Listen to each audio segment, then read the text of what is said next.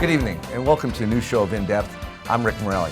As many of you may know, I had the pleasure of attending the Republican National Convention a few weeks ago in Cleveland, Ohio, and I'd like to take an opportunity to talk about my experiences here on this show.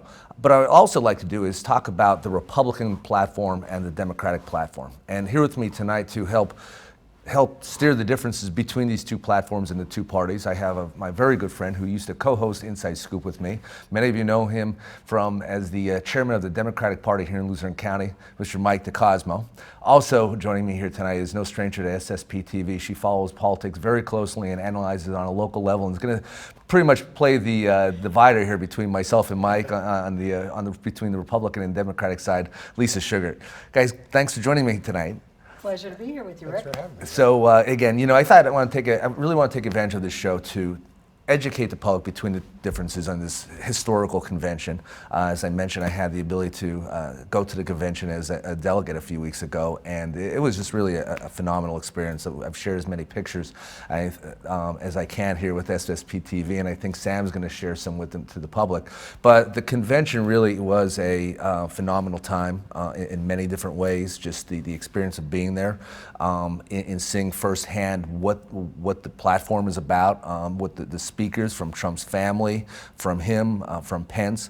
I've mentioned many times how important Pennsylvania is in this election. We've seen it as delegates. We were in the front row of that convention, which means we're important. Our hotel was 15 miles outside of away from the city, and we had speakers like Paul Ryan come to speak to us. We had Donald Trump Jr. speak to us. We had Mike Pence speak to us. So these people literally had to go out of their way to come and talk to us. And again, it just shows that Pennsylvania is going to play an important role in this in the election in November. I think we're seeing that now already, that they've been here several times, and I know that Hillary is on her way here for coming up in a couple weeks. So one appearance had to be canceled because of the terrorist attack. However, I think we're going to be seeing a lot of it, Mike, don't you, that the candidates are going to be fighting over Pennsylvania this time around? Absolutely. One of the key states. It seemed to be in play this time, or seems to be in play. And again, the strategy is Rick mapped out. I think if you look at Donald Trump's strategy, the path to the White House, and without Donald Trump winning both Pennsylvania and Ohio, I think most analysts agree, it's going to be very difficult for him to ever get elected. So I think we'll probably be seeing more of Trump than we will of Hillary's people. I could be wrong, not she's writing it off, but what's going to happen with the Democrats? Traditionally, they're going to run very strong in the Philadelphia, Allegheny County area, although interestingly in the polls, the Allegheny County area is the only place in the state that's been polling double digits for a third-party candidate. Mm-hmm. Almost from the start, they're running about 12-13% for Libertarian Green Party candidates, and I find very interesting. And I think that could hurt the Democrats a bit because traditionally strong Democratic area. But again, Pennsylvania is going to be a battleground state. Well, and again, I think we were all educated in the primary about the delegates' role. But as you know, in the national election, it comes down to electoral votes. Pennsylvania has, I believe, it's 20 votes, if I'm not mistaken, or 20 or 22. But regardless, it's a key state, and I had the pleasure when I was at the convention to play with one of those touchscreens we've seen on CNN. Right? I guess we didn't get it here on SSP, but we're going to talk to Sam about that. But when I was playing with that touchscreen, and this is very interesting, if Donald Trump got the same amount of states as 4 years ago with Romney did, and he gets Pennsylvania and Florida, and or Ohio or Michigan or New Jersey, he wins the presidency. And I don't think Romney was a superstar candidate, to be quite honest with you. And I think it's very doable for Trump to get some of these other states. And I think that you're going to see in the campaign, and we're already seeing it, Pennsylvania, Florida, Virginia, again, Ohio's a key state, Michigan, and don't count out maybe New Jersey, where Christie's from. But that's where the campaign is going to really be pushed. There's a strategy there. We saw each of them getting a bounce after the conventions. So do you think now that the conventions are over, and we've seen today, as a matter of fact, a poll come out saying that Hillary is now up, according to the Franklin and Marshall poll in Pennsylvania. Do you think now that the conventions are over and done with, that the impact of those is gone and we're starting out with a fresh slate right now to move forward? I think it depends. I think obviously just based on the numbers and what we've seen, I thought both parties had good conventions. I really did. Different messages entirely. But again, the Democrats got the bigger bump. But the question over the last 3 days was Hillary's bump because of Donald Trump, or was it more because of the convention? I mean, we all know he shot himself in the foot a few times last couple days. And Pennsylvania, I can't believe the turnaround. You look at 2 weeks ago, he was he was ahead by 7 points. Now he's down 13 points in the F&M poll. I've never seen a 20-point swing in 2 weeks in my life. I mean, that's pretty incredible. Yeah, I don't get too caught up with the polls too much. I think it's for the local news that day. Everyone wants to see it. It's going to go up and down. I definitely think there's a bump. When you take a look at some of the speakers, you had Barack Obama. He's a great speaker. He is. Bill Clinton's a great speaker. You had a few people who came out. It helped them. But that's over. It's going to be Trump against Hillary. And again, I think the debates are going to play a key role in this election, which will be coming up in September at some time.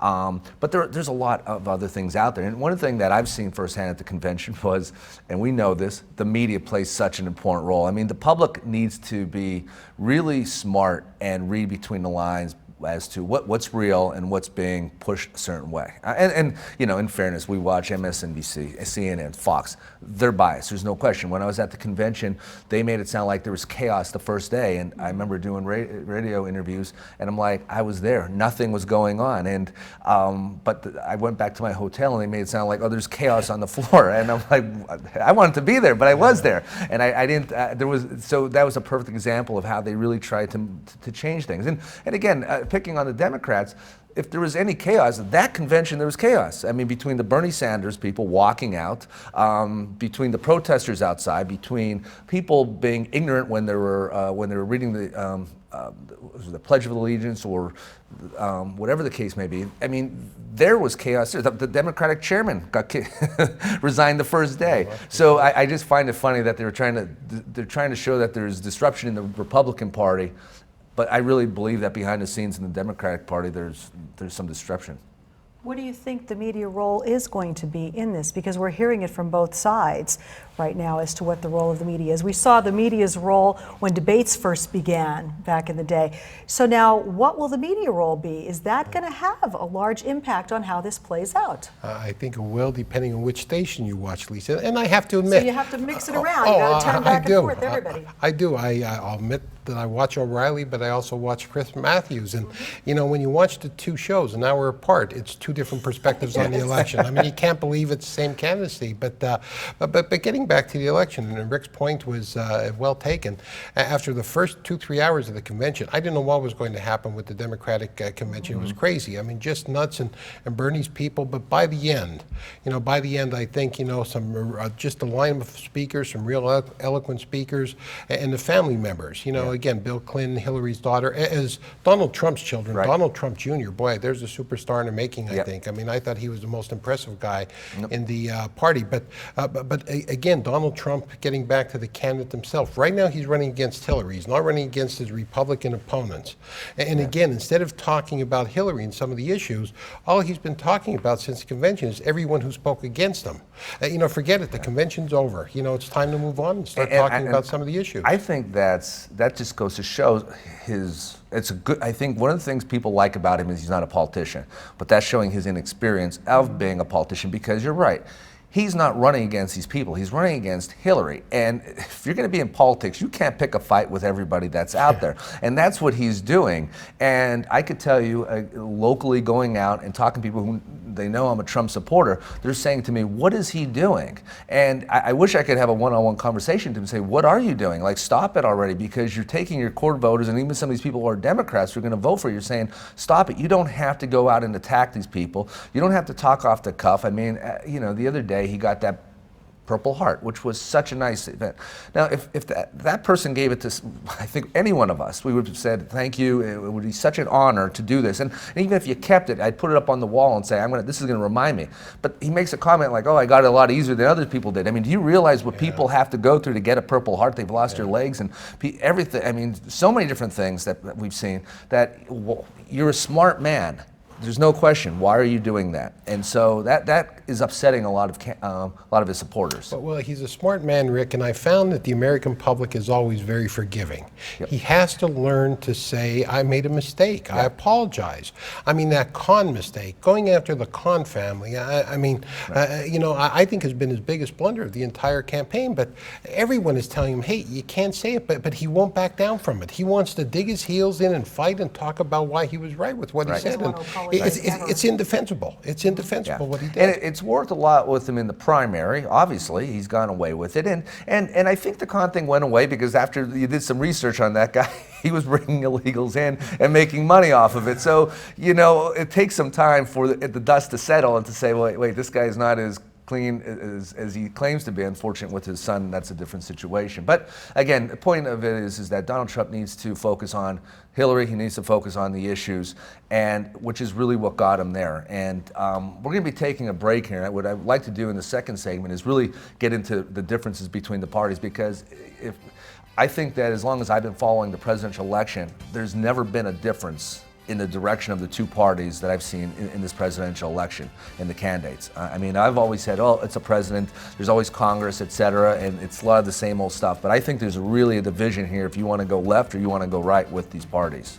Absolutely, I agree with you 100%. There is black and white, the differences this time around. So are people, can they easily make up their mind, or are they going to be making it up at the last minute? Or how many people are just going to go out and say, I don't want to vote at all, or I'm going to pull the lever for a third-party candidate? Right, and how that's going to affect it. So we're going to take a quick break. I want to thank all of our sponsors and the viewers here watching us, and we'll be right back. Thank you. Welcome back to In Depth. I'm here with my good friend Mike Decosmo, who's the chairman of the Democratic Party in Luzerne County, and SSP TV's own Lisa Schugardt. Before the break, we said we want to take our time here. Really, let's differentiate the two parties. As I said, I think there's a real difference here between where the Republicans want to go and the Democrats. Going back to Trump, aside of what people are talking about, his off-the-cuff statements, what got him to where he's at, he got here because of the issues that a lot of other people did not want to talk about. Illegal immigration, the wall, and stopping that. That's definitely popular. That was not a top issue years ago. He's talking about the trade, NAFTA, and things of that nature, and the deals that are taking place, which I think he holds a lot of credibility because of his business background. He's talking about, again, the veterans, making sure that they're taken care of. He's talking about,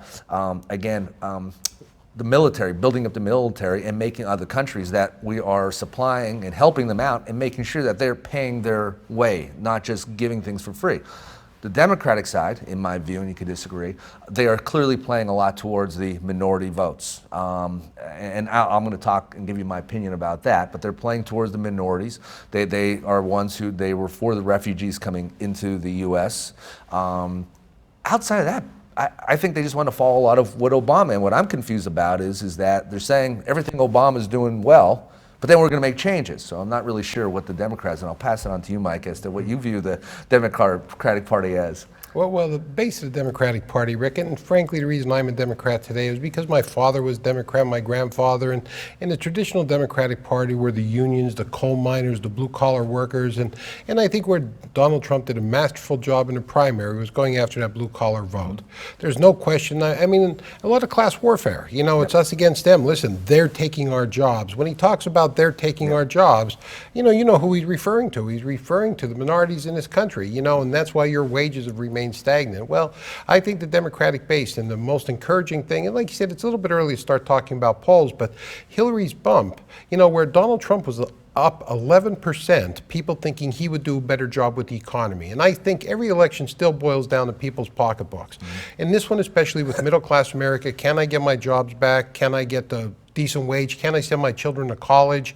And I think they're the issues that are going to differentiate. One of the big issues, I think, where there's Democrats have always hung to, though, is a college education. I mean, Hillary's talking about lowering the college interest rates, jumping on the Bernie Sanders bandwagon, for free college education. Bernie wanted to give it for free. Yeah. I mean, she's that's talking, not for free. Community college and state schools. It's not going to happen in private universities, but I think we have to find a way to not leave our kids in such debt left. And right now, I think that's more of a Democratic issue, which will resonate with middle American. And that's where the Democrats have to reestablish their base.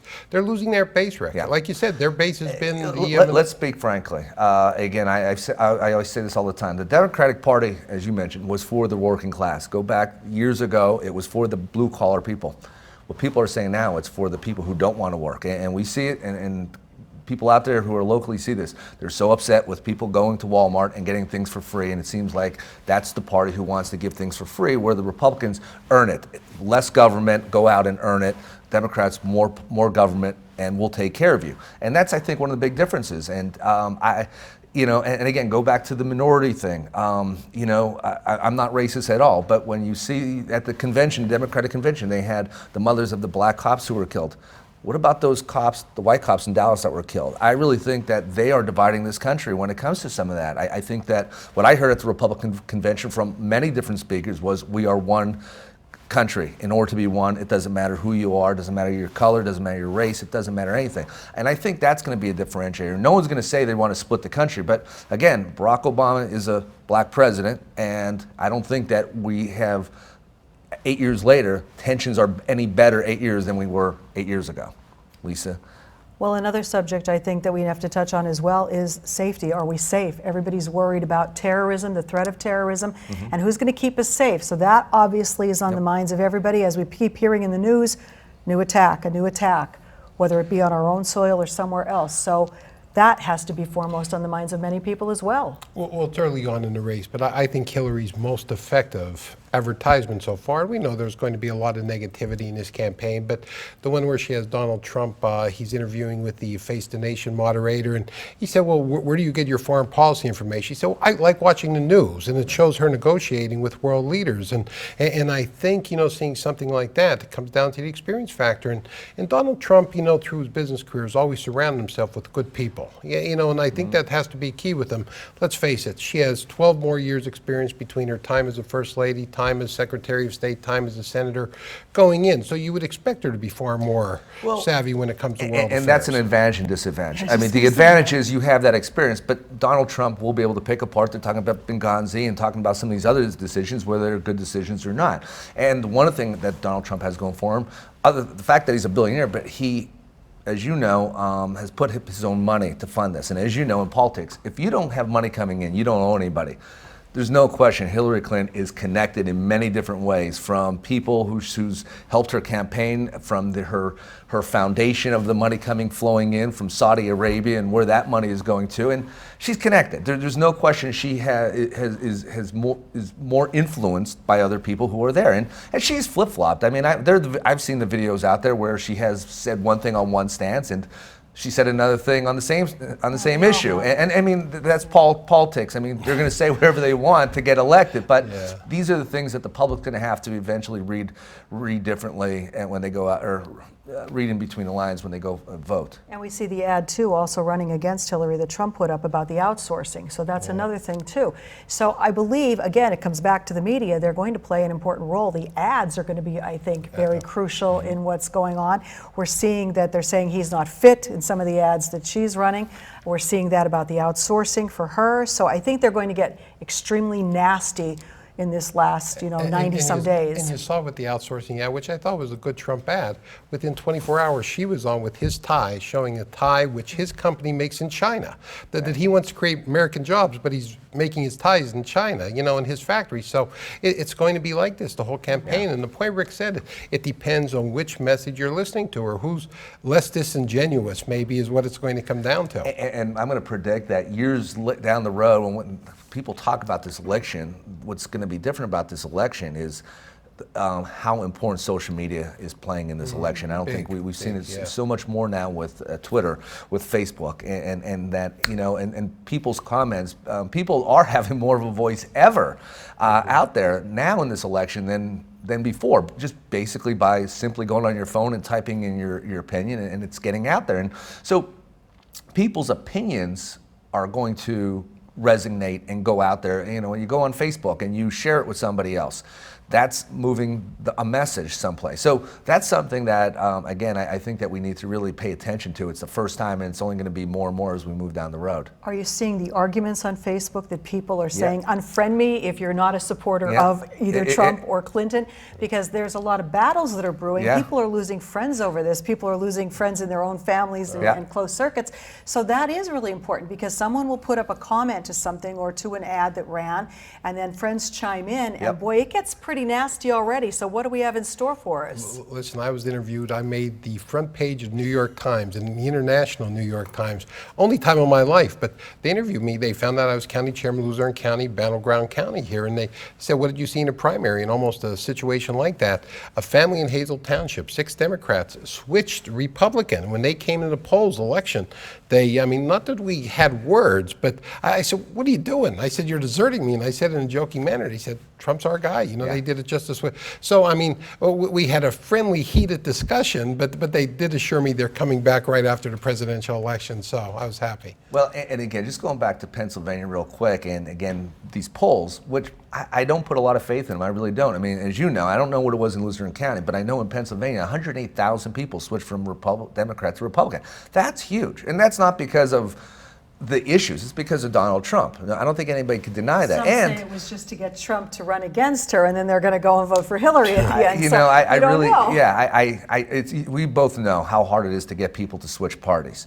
And I think there's a lot of other Democrats, I know that, we both know, you just said that, who are still Democrats and will be Democrats, but they're going to vote for Trump. So when I hear these polls, I kind of just shake my head and I'm like, you know what, let me see the polls 4 weeks before the election. Let's see them after the debates. Again, when we get caught up with all the things we see from the media, we're going to see so much of that in the next few weeks. It's going to be every day. It actually gets to the point where it's annoying, because there's just something new that's coming out, and it's what's real versus what the media is going to want to talk about. What do you guys think will be the outcome of the presidential race on the local races? How's it going to impact the Senate race? How's it going to impact Lou Barletta here in our area in 11th District? Do you think people will be pulling a lever for an entire party, or do you think they're going to go in and, you know, pick one by one who they want? Well, here's what I could tell you. I feel like we're back in the inside scoop again, Rick. But in the last week, which I didn't think would happen, but the Democratic National Committee has now targeted the Lou Barletta-Mike Marciano race. And I think there's 2 reasons for that. I mean, let's face it, Lou 2 months ago looked like he made the greatest decision in the world. He's standing on the stage with Trump. He's one of 4 congressmen in the country to come out, Republican congressmen, to come out openly for Trump, build up a tremendous personal relationship. As long as Trump does well, Lou's going to do extraordinarily well. But if Trump's balloon really starts to fall, that could take some of Lou's supporters with him and help Mike Marciano. But Democratic National Committee, when they come in and target a race, that means they're throwing money at a race. You know, otherwise this was off the radar. In the next month, there's going to be 9 headquarters in all the various voting areas opening for Mike Marciano and the Democrats. So they're taking it serious. Well, right. There's no question they're taking it serious by the money that they're putting into it. But as you know, it's all timing with a lot of elections, and I like both these guys. But the fact is that being unbiased, when you look at the 11th district, which I know because of running as a delegate, Harrisburg area is going to be Trump, and Luzerne County is going to be Trump. And before there was somebody in Kansas who was unseated by a Trump supporter. There is going to be that Trump train who's going to pull other people with them. And the fact that Louis is one of 2 people in Pennsylvania running his campaign, and Pennsylvania, win or lose, is going to be close. It's going to help him. I think that you're going to see Louis more or less run with Trump. And he's going to be focusing more against Hillary in getting his votes than really worrying about Mike Marciano. And I think that's what you're going to be seeing.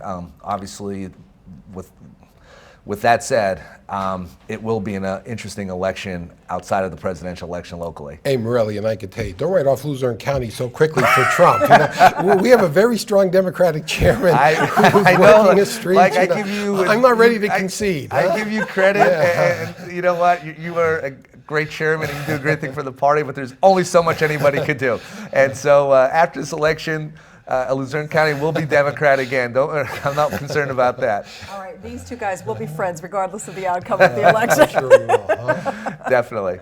Well, again, you know, I wanted to do this show, as I mentioned before, just to start talking about the differences and what better way to talk about differences other than with you two. And I'd like to continue. This is going to get really more interesting. 4 weeks from now, there's going to be more information. This is going to be old news very fast, what we talked about. So we're going to be doing more of these shows, keeping the public informed as to what's happening. And again, as what we always try to do is to educate the public as to really what's going on and try to really give unbiased opinions. So this was an easy show. We could talk for hours, but unfortunately we're out of time. Mike, always a pleasure seeing you. And obviously you'll be back. And Lisa, same thing. Thank you again. And we want to thank all of you for joining here on In Depth. Again, please stay tuned. We're going to have many more shows. So thank you and have a great evening.